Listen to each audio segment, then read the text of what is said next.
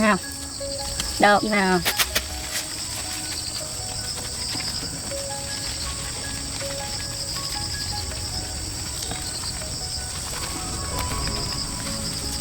Chị massage đầu cho con nha. Đấy, con môi nó đốt vào đấy à? Nó đi này đổ cho.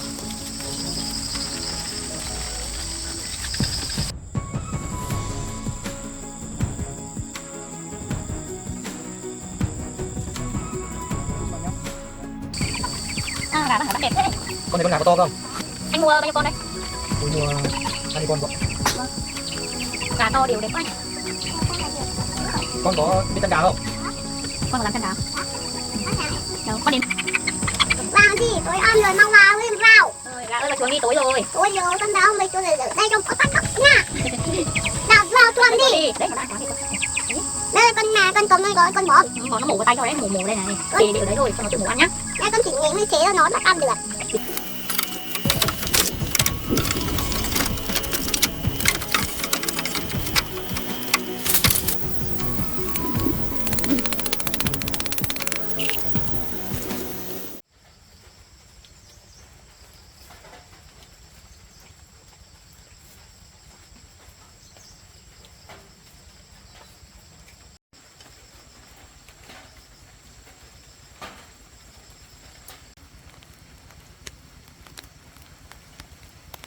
Trời mưa xuống, cảm giác trong người dễ chịu hẳn. Mấy hôm trời nắng, oi bức nóng trong người thật luôn. Tôi cũng thấy vậy. Nhưng hôm nay tôi đang tính làm một chiếc bàn, nhưng mà mưa này khả năng chưa làm được thôi. Chắc có lẽ phải đợi xem trời có tạnh không. Anh tính làm bằng tre hay là làm bằng chất liệu gì? Tôi cũng tính rồi. Tôi muốn làm một chiếc bàn bằng sắt hộp thì sẽ rất là chắc chắn. Còn nếu mà làm bằng tre thì lâu ngày chúng ta để ngoài trời nắng mưa thì rất dễ bị mục. Vâng, tôi thấy như vậy cũng được. Nếu như làm bằng sắt được thì rất là chắc chắn. Nhưng mà liệu anh có làm được không? Bởi vì đã mua sắt rồi mà còn thuê thêm người để làm nữa thì chi phí sẽ lên rất là cao. Tôi làm được cô ạ. Khi còn ở trong quân đội, tôi đã được học qua ngành cơ khí rồi. Bây giờ chúng ta chỉ tốn một chút tiền mua sắt nữa. Còn máy móc thì tôi có thể mượn bạn tôi. Dạ vâng, nếu được như vậy thì tốt quá. Bây giờ tôi sẽ phát thảo qua bộ bàn ghế trên giấy để cô xem có được không.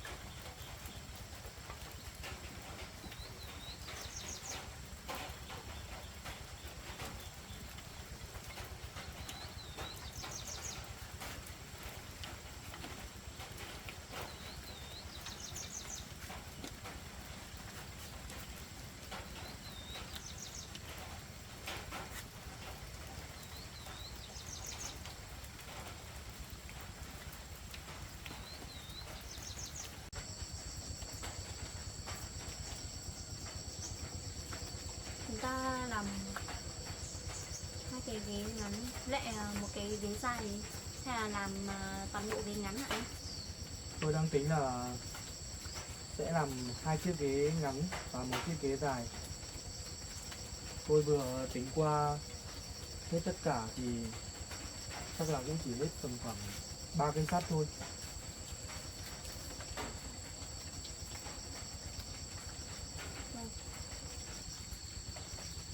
Ba cây sắt thì chúng ta chỉ tốn có 300.000 thôi.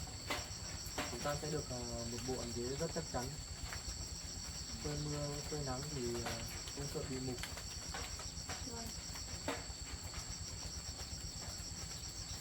Giờ trời đang mưa, chắc đợi một lát nữa tạnh mưa rồi chúng ta đi lấy sắt về làm.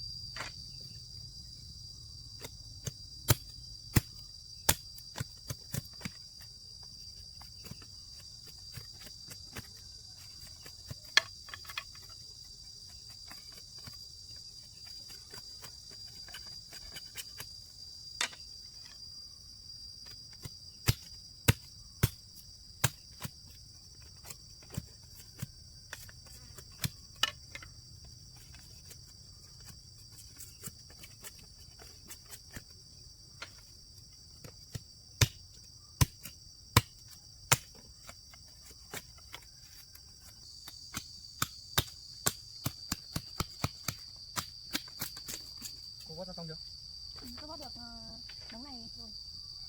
Thôi để tôi mang chỗ này lên làm trước. Để anh mang lên, nếu mà còn thiếu thì bảo tôi để tôi bóp thêm. Vâng.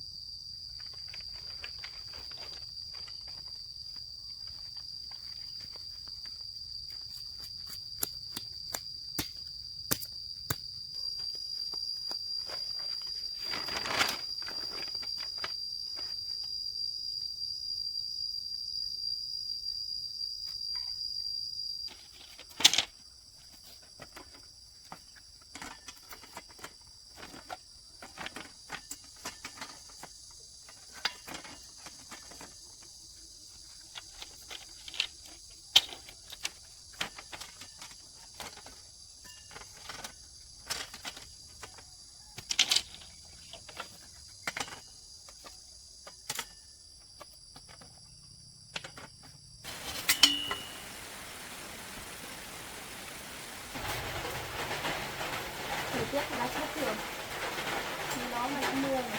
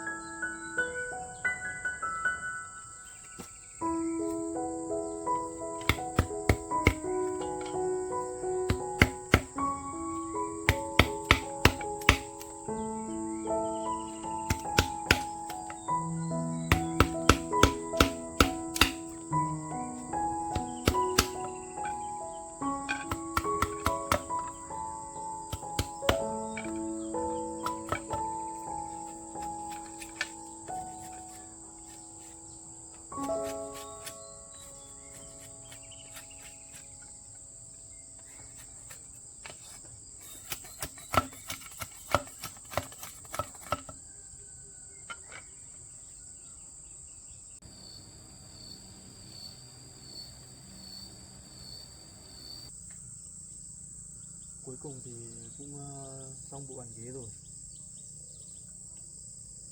Hôm nay thời tiết thất thường quá.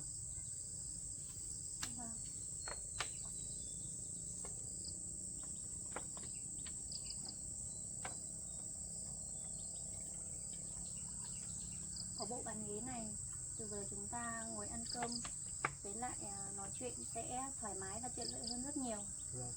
Cô đưa đi. Vâng, tôi cảm ơn.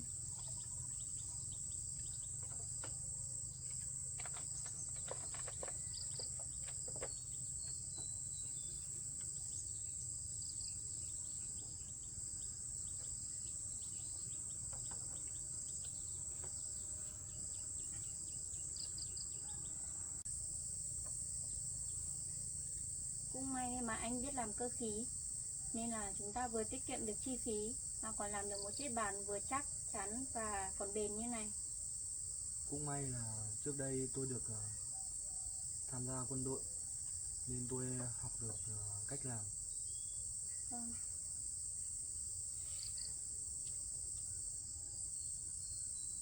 Trời mưa đất ẩm như thế này, để tôi đi kiếm một chút hoa về rồng cho nó đẹp. Vậy anh đi lấy hoa, còn tôi đi đón con bé về rồi nấu cơm. Vâng. Cô uống nước đi, Vâng. rồi chúng ta đi.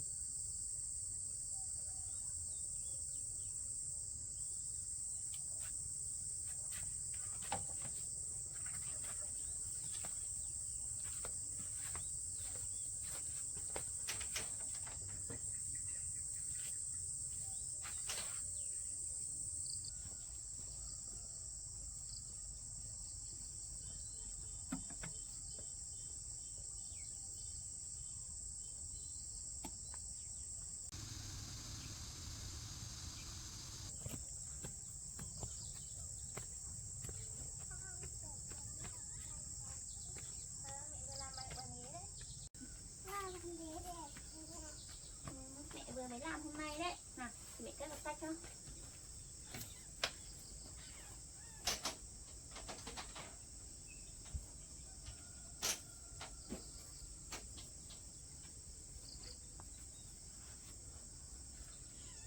Con ngồi đây được không? Hôm nay con đi học có vui không? Có. Hôm nay con ăn món gì? Món thịt hả? Con ăn được mấy bát cơm? Thế hôm nay con có uống sữa ở trong ba lô không? Ngon quá.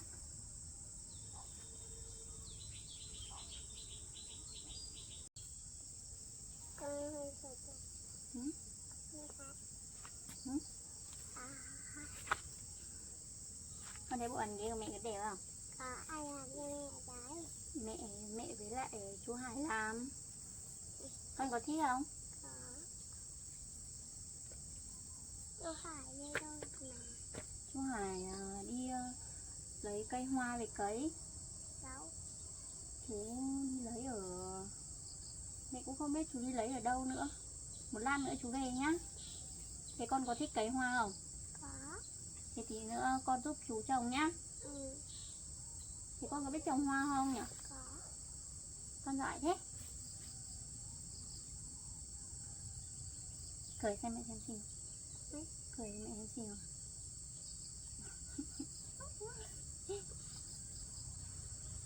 Đi xem răng. Ôi dồi ôi, răng xinh thế. Chú mỏ lên nào. Con ngồi ở đây chơi để mẹ đi nấu cơm. Tí nữa chú Hải về thì mình cùng nhau ăn cơm nhá. Rồi con ngồi đây, ngồi cẩn thận nhá. Ngồi cẩn thận nhá. Cái chân lên đây. Ngồi đây nhá. Chị con yêu ai nhất trên đời? Yêu mẹ. Cho mẹ một cái nào. Yêu chứ. Ngoan quá. Ngồi đây để mẹ nấu cơm nhá. Ừ. Ngồi cẩn thận nhá con.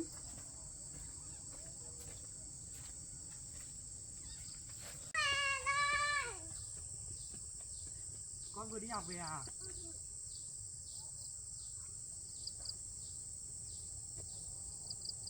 Chú vừa đi lấy hoa về cấy, con có thích hoa không? Có. Thế chú để tạm đây để chú đi lấy cuốc hối trồng hoa nhá. Đi, con đi với chú vào đây.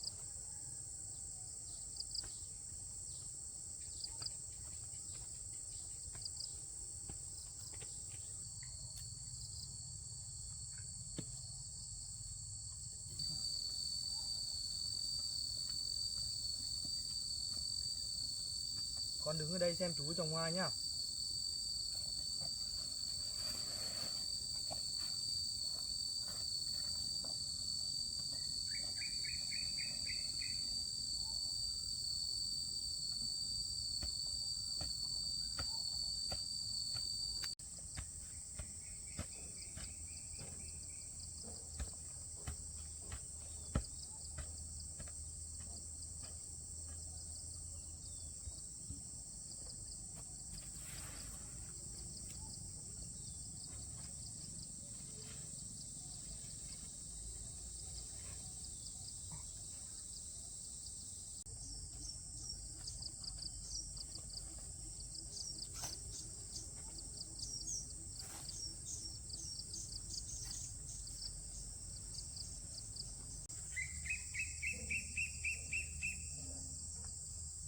Con ra đây hộ chú trồng hoa. Con thấy hoa có đẹp không? Để chú trồng xong mai con tưới nước hộ chú nhá. Đâu đấy? Chú lấy ở gần rừng ấy, gần bìa rừng ấy con ạ.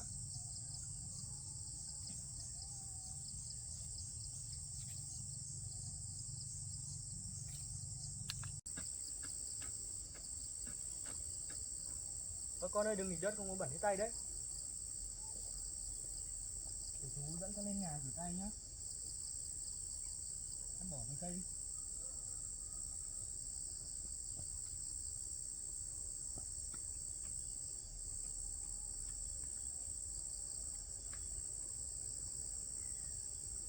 Đây con rửa tay sạch đi nào. Con rửa cả chân nữa.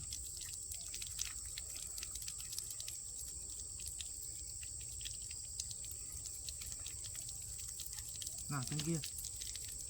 Con rửa.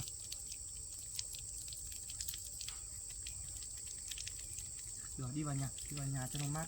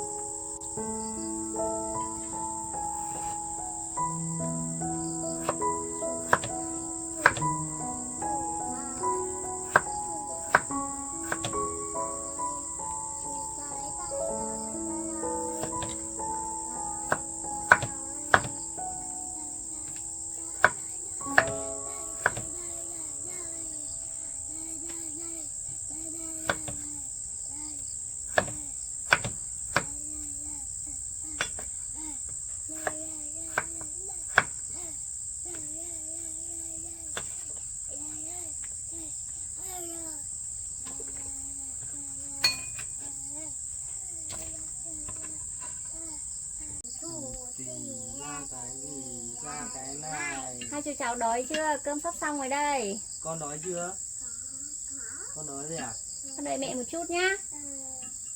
Sắp chín rồi đây.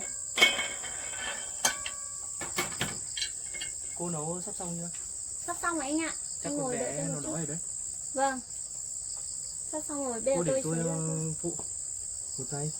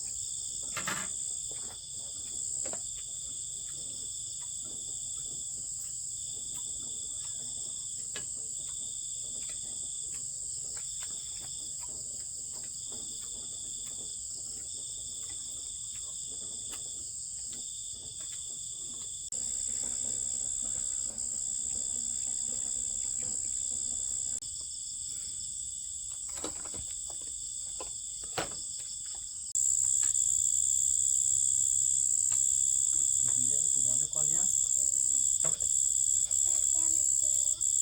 Sắp xong rồi. Con ngồi đây, con ngồi đây thì ăn cơm thôi. Cơm xong rồi đây. Đấy, con đi con mâm ra đấy. Con ngồi quay lại. chỗ. Con ngồi quay lại nào.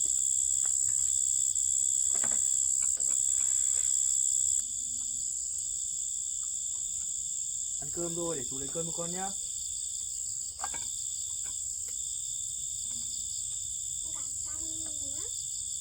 Anh chạy canh à? Mẹ chưa lấy kia cho con à?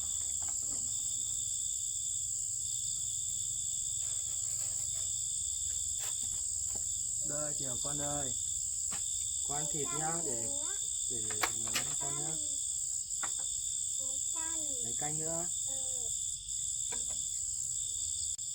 Đây. Đón con nhá.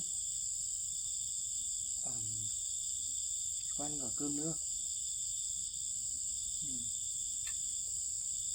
Con tự xúc ăn nhá. Đây. Em ăn cơm đi.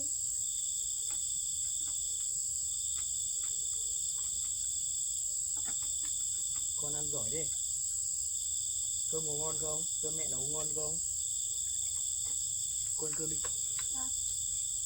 Em ăn cơm, con gái ăn cơm nha. Tôi cảm ơn.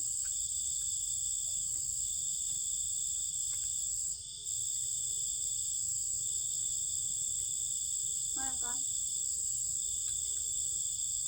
Con đi, thế để lại cho nhá.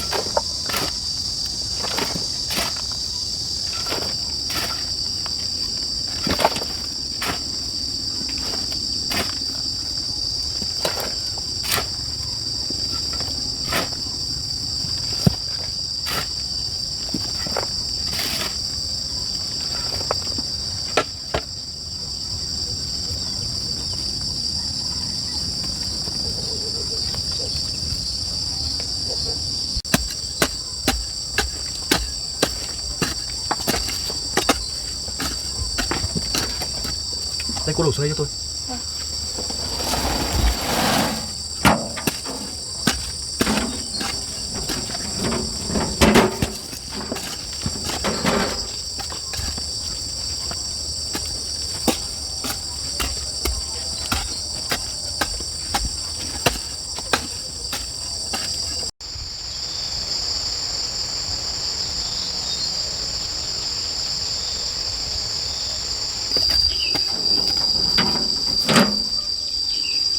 Tôi thấy đơn san thế này đã bằng rồi.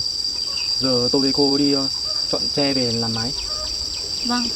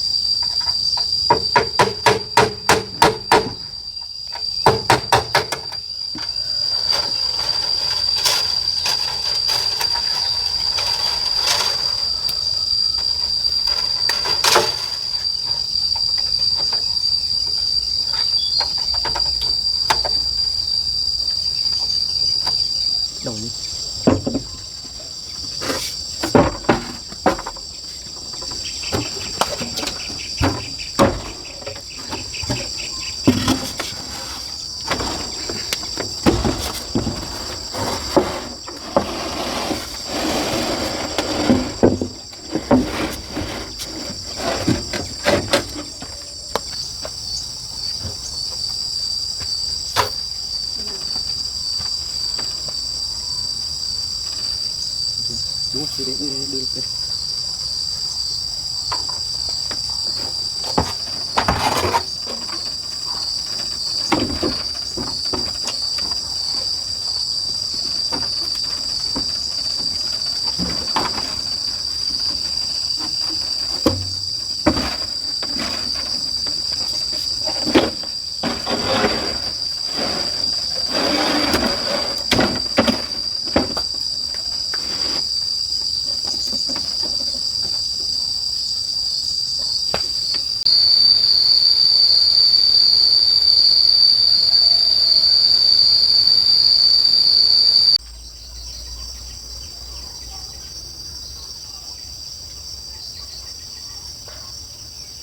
Sau bao cố gắng thì tôi với anh cũng đã kẻ xong đất và lợp xong cái máy này. Bây giờ tôi với anh cùng nhau đi trộn xi măng rồi đổ nốt cái nền này là được. Vậy chúng ta đi làm luôn để cho nền mau khô, rồi còn làm nhà tắm nữa. Vâng.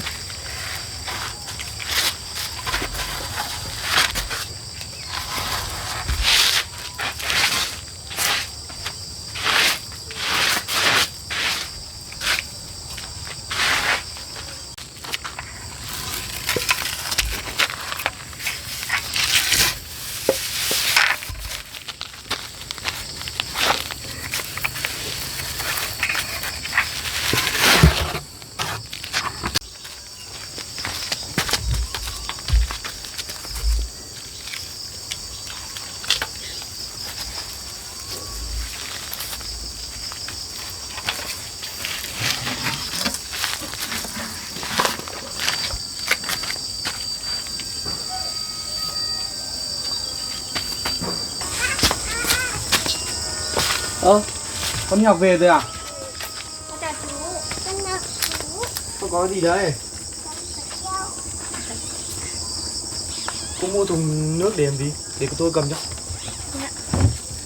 Tôi thấy cái thùng kia nó đựng nước từ ngày xưa rồi. Bây giờ bên trong nó mọc rêu nhìn hơi mất vệ sinh, nên là tôi mua cái xô mới về đựng nước cho nó sạch sẽ. Vậy để tôi thay cho cô. Vâng. Con ngồi im ở đây nhá.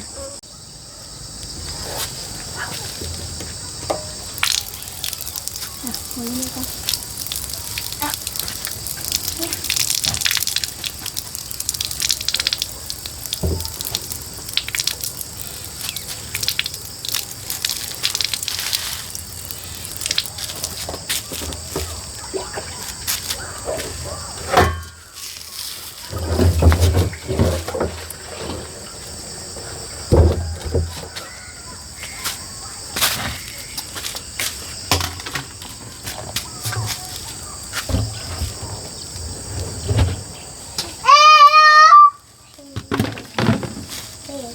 Còn cả cái gì đây nữa?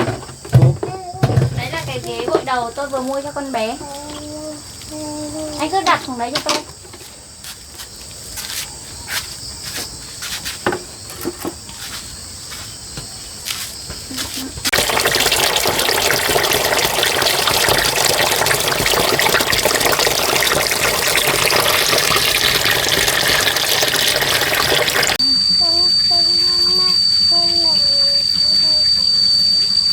Con muốn đi tắm à? Đợi một tí nữa nước đầy xong thì mẹ đưa con đi tắm nhá. Con bị gãy chân à? Hôm nay con đi học có vui không? Bác phải con này tí nữa mẹ gội đầu cho con nhá.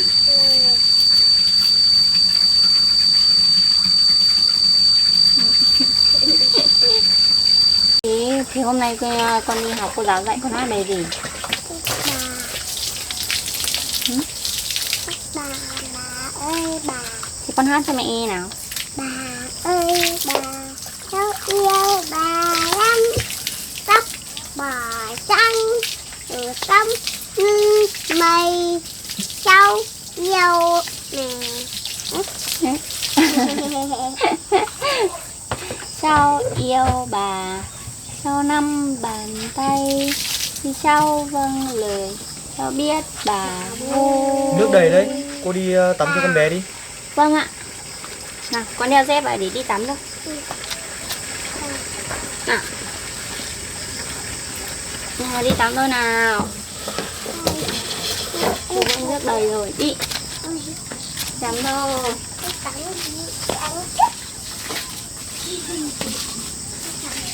Nào, lấy chậu nào.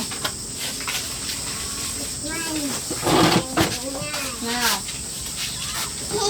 Từ từ. Chị lấy nước nha. Con đừng im đợi mẹ nha. Nào.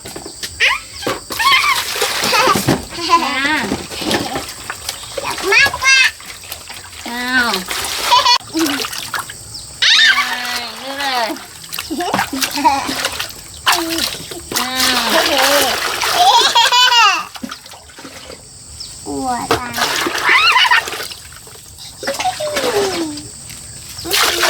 Nước rồi.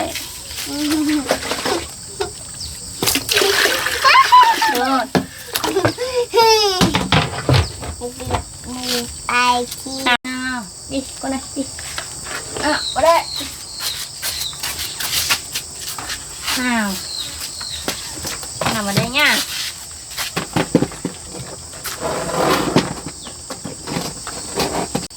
Nằm bên đây này.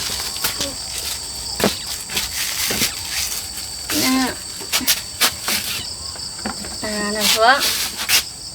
Rồi. Đi nha, mẹ thử tóc cho nha. Ngồi im nha, con bám tay vào đây. Đúng rồi.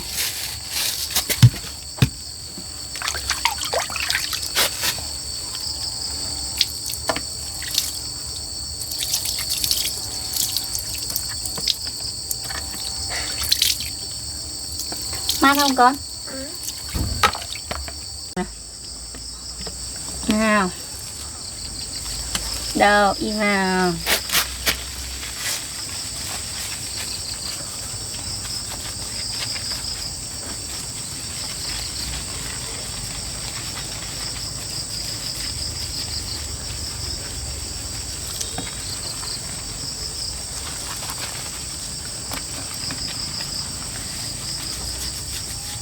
Massage đầu cho con nhá. Đấy, con môi nó đốt vào đấy à? Nằm im. Nằm im để mẹ gội cho.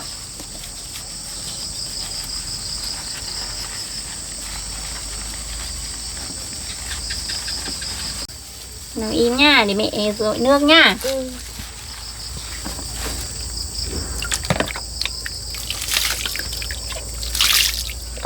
Nào.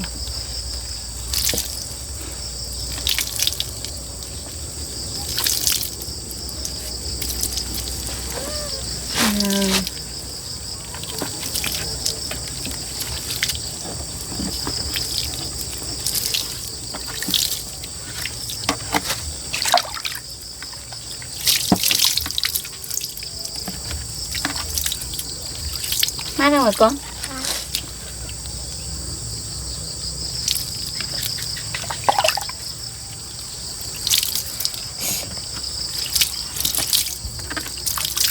Nào con ngẩng đầu lên ạ. Rồi.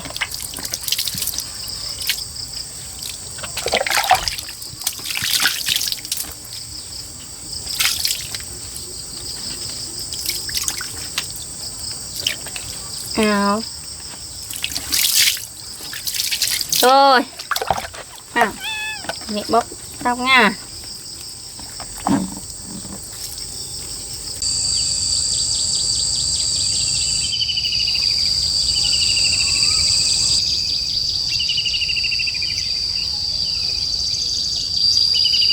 Thời tiết mùa hè thật là nắng gắt.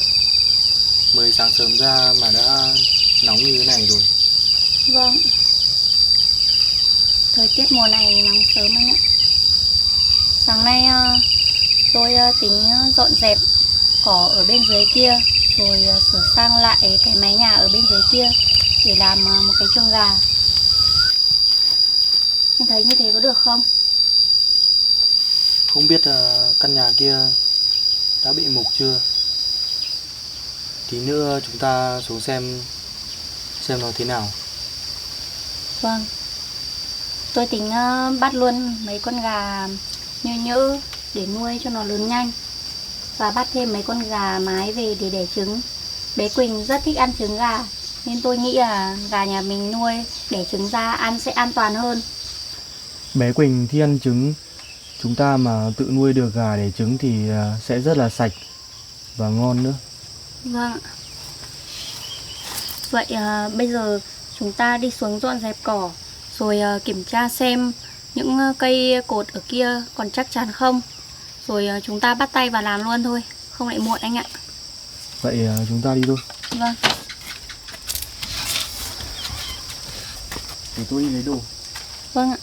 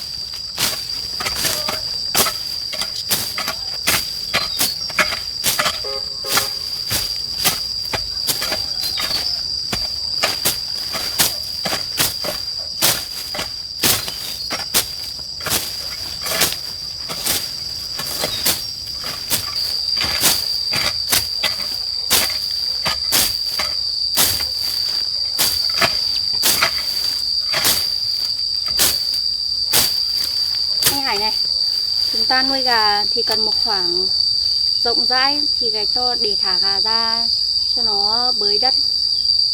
Tôi nghĩ là anh hãy chặt bớt mấy cái cành bưởi ở dưới này đi. Rồi cỏ nhiều thế này, tôi đi xuống dưới hàng xóm mượn cho anh cái máy phát cỏ về để anh phát cho nó dễ. Chúng ta có tiết kiệm được thời gian. Vâng. Vậy anh cứ chặt bớt mấy cây bưởi ở gần đây đi. Tôi đi xuống mượn máy phát về cho anh.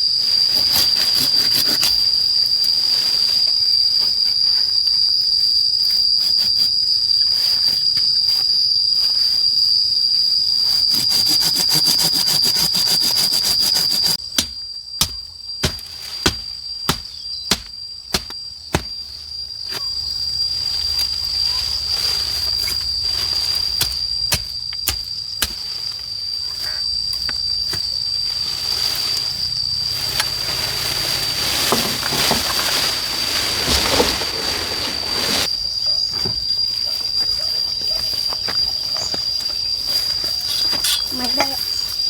Vâng.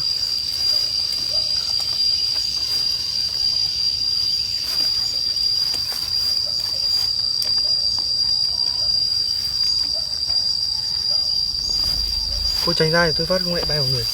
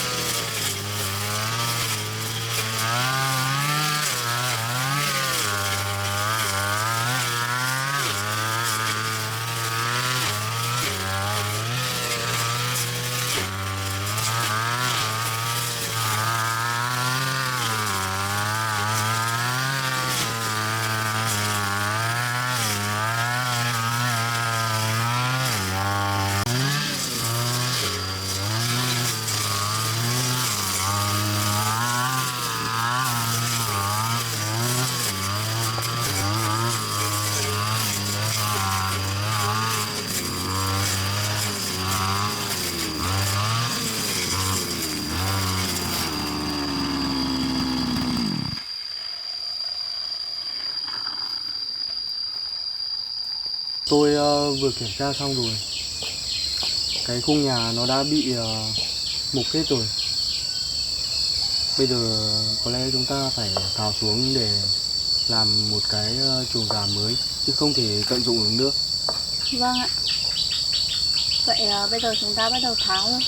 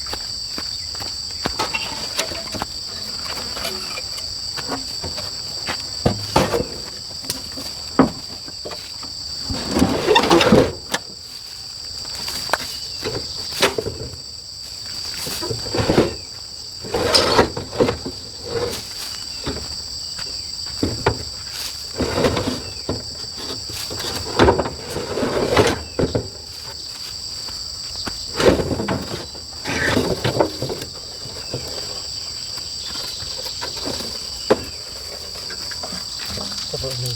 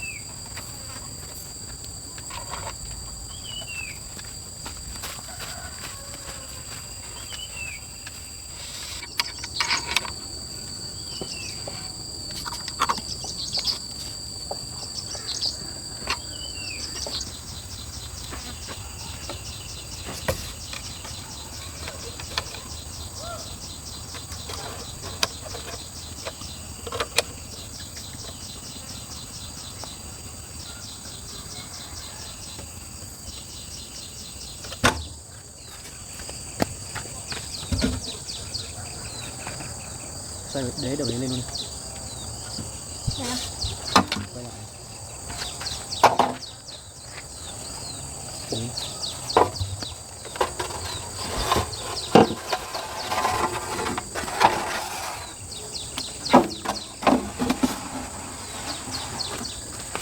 Đẩy lên.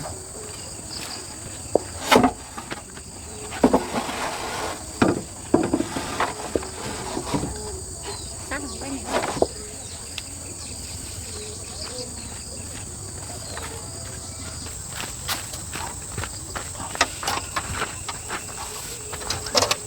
Này lên.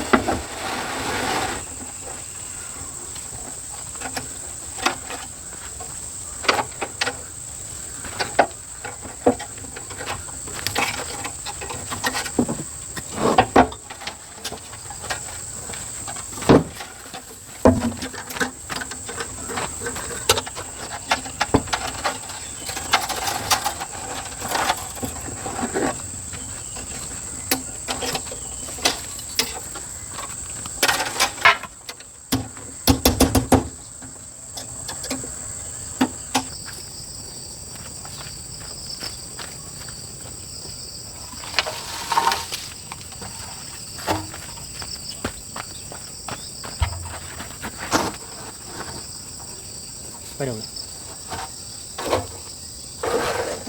Ủa thế chết đi.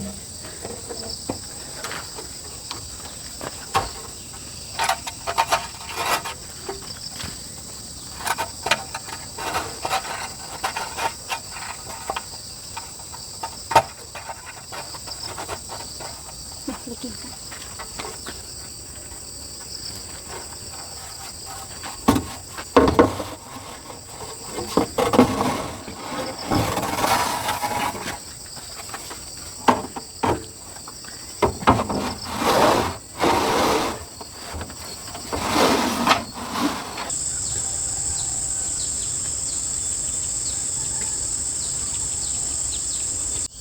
Bây giờ tôi sẽ đi cắt tre làm cọc rào. Còn cô sẽ đi đào lỗ để lát nữa chúng ta sẽ chôn cọc xuống rồi kéo lưới. Vâng ạ.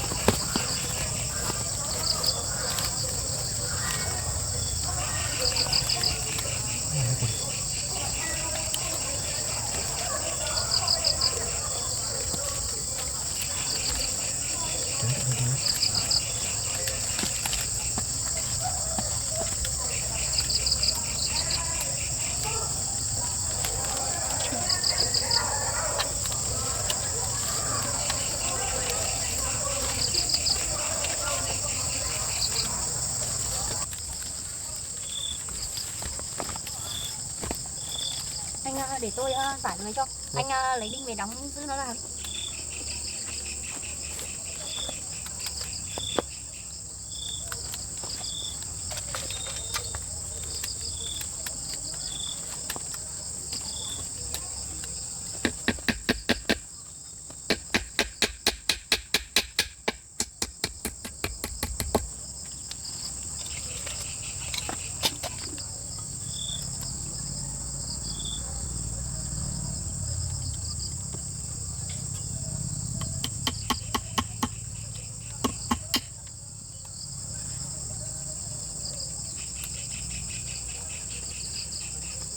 Vũ kéo ra tận ý đi.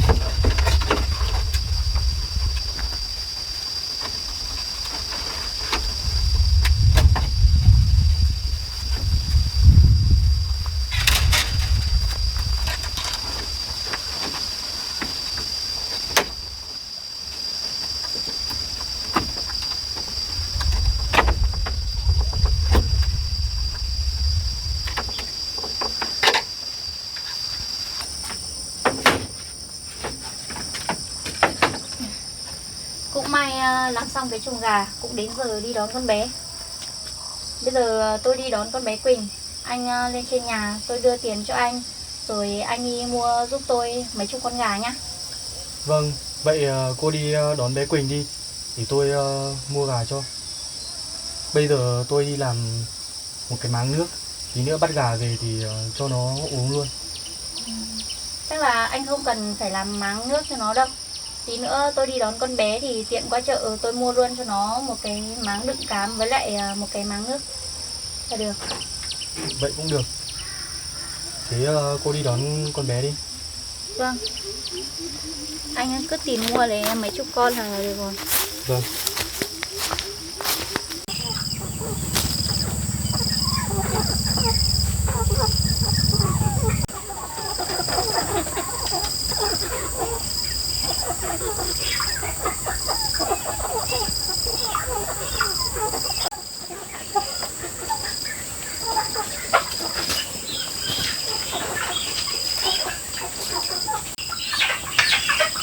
Đây, cháu vào xem gà nhà cô đi. Đấy, gà nhà cô khỏe mạnh lắm, nuôi nhanh lớn. Cô bán gà như thế nào ạ? To này cô bán 100.000 một con. Vâng, thế cô bắt cho cháu 30 con. Cô bắt cho cháu nhiều gà mái hơn một chút để nó đẻ trứng, với một ít gà đực thôi. Thế cháu cứ đi ra ngoài kia đi để cô bắt cô nhét đưa vào lồng cho. Vâng.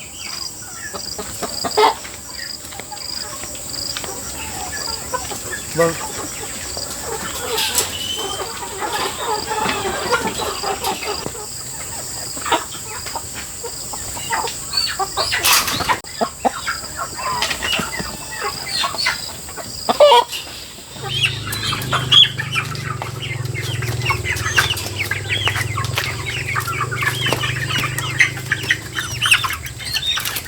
Của cháu hết bao nhiêu tiền ạ? Cái này của cháu 20 con 2 triệu. Vâng.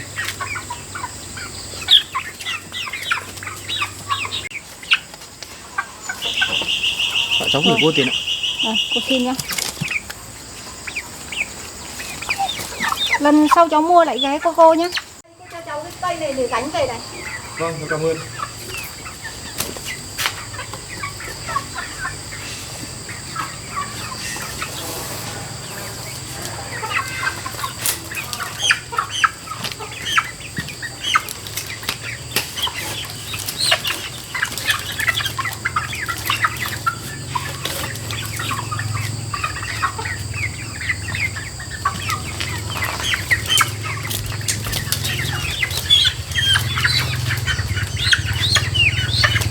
Thế là cô cháu đi về ạ. Cháu về nhá. Vâng.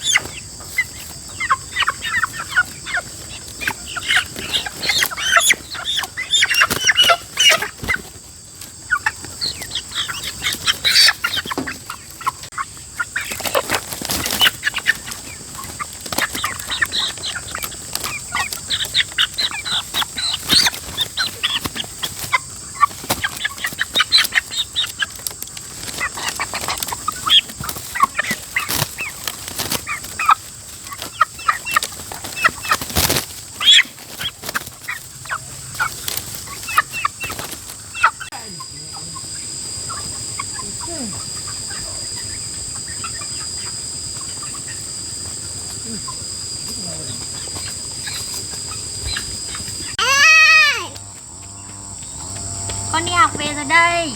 Con đi học về rồi đây. Bác ở đây, con đi học về rồi à? Gà kìa. Bác Hải vừa mới đi mua gà về đấy con ạ. Đấy, con thấy con gà chưa? Kìa, đấy. Bác Hải mua Con gà đi học đẹp về rồi à? thế. Vâng Tôi ạ. mua đồ cho gà ăn đẹp. Vâng ạ. Thế để tôi đi lấy nước cho nó. Vâng.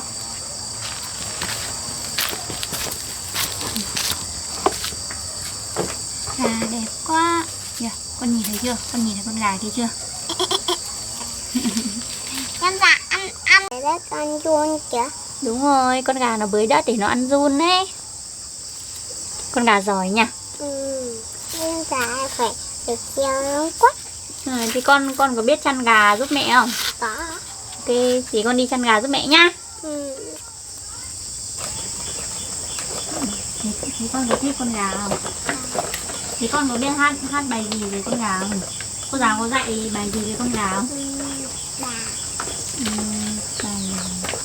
Bà ơi bà, cháu yêu bà mong tóc bà trong như mây. Cháu yêu À, cháu bàn tay không cho vâng thì cháu đất bà. giỏi quá, Hoan. Thế là Hải đến nước cho gà, xong thì mình đi kiếm xem gà nhá.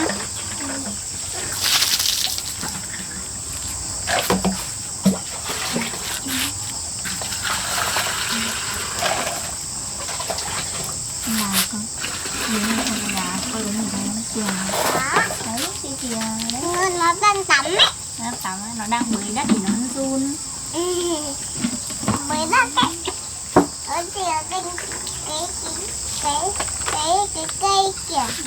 Nó trèo lên cái cây á. Đi cùng bác Hải xuống xem gà. Ok mẹ đi không? Có. Mẹ đi xuống này đi. Con đi xuống rồi mẹ đi.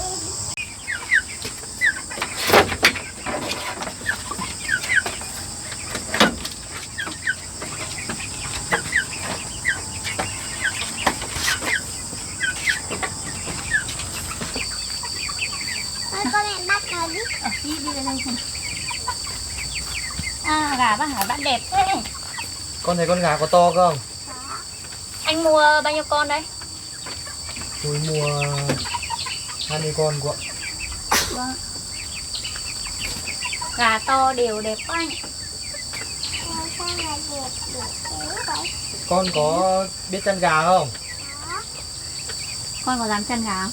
Đó. Đó này. Đâu. Con đếm xem có bao nhiêu con đây mẹ hay nào?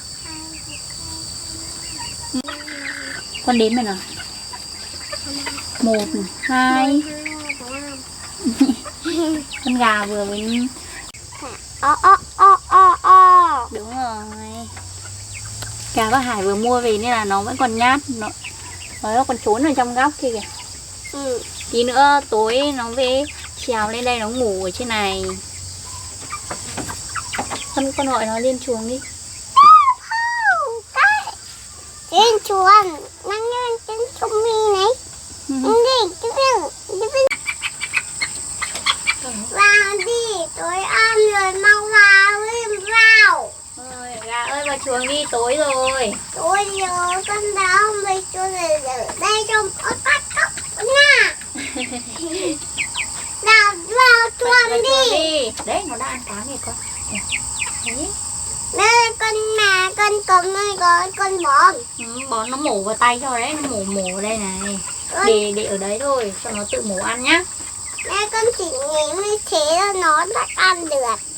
Để ở đấy cho nó ăn là được. Không, con đến cho rồi. Nó mổ đấy. Con nhém cho rồi. Con nhắm cho. Con nhém này. Để nó để cho nó ăn. Để con nhém cho nó nhé. Thôi, để cho nó ăn ở dưới là được. Mai con đi học về con lại chăn gà cho mẹ nhá. Con ném rồi. Ném vào cho nó ăn á. Nó mổ vào tay cho con đấy. Con ném luôn, con không cho bố ăn nữa đâu. Ừ. Con chỉ ném thôi. Thế mai con đi học về con lại chăn gà cho mẹ, cho bác Hải nhá. Này con chỉ ném. Con ném như thế rồi. Con ném này. Con ném. Xem gà một tí nữa rồi đi lên nhà tắm rửa để mẹ nấu cơm rồi ăn cơm tối nhá. Bố, đến đây đó. Bye bye con gà đi lên nhà.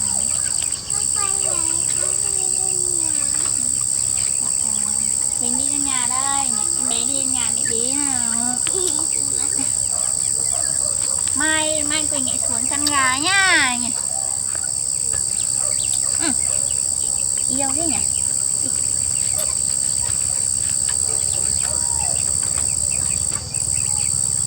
Đi nhà thôi.